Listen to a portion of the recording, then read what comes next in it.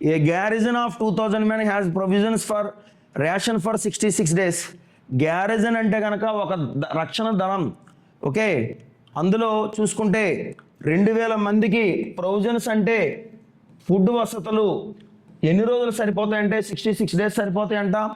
At the end of a fortnight means పక్షకాలము.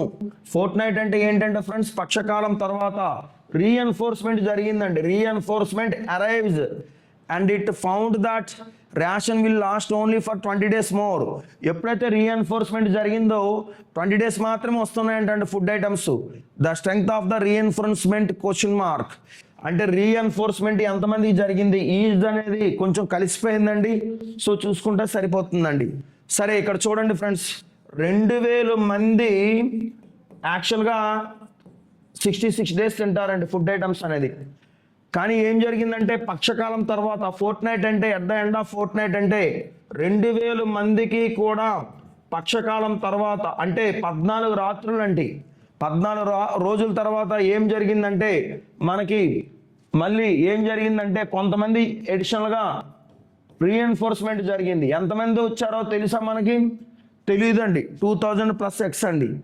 So చూసుకుంటే కనుక మనకేమవుతుందంటే 20 days extra వస్తుందండి.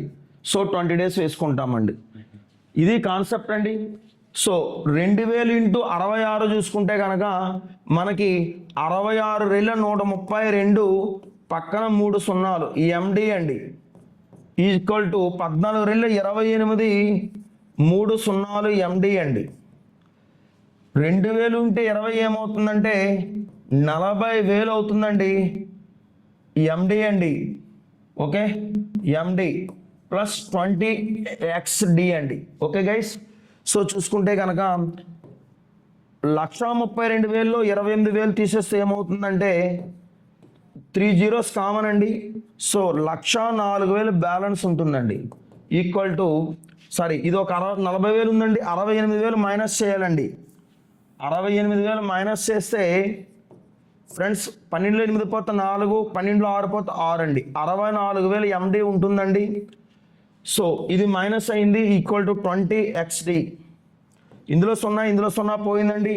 రెండో అయిన దాంట్లో 64,100 ఎన్నిసార్లు పోతుందంటే 3200 పోతుందండి. సో ఇక్కడ చూసుకుంటే కనుక డేస్కి క్యాన్సిల్ అయితే ఎక్స్ అనేది మనకి సమానం అండి.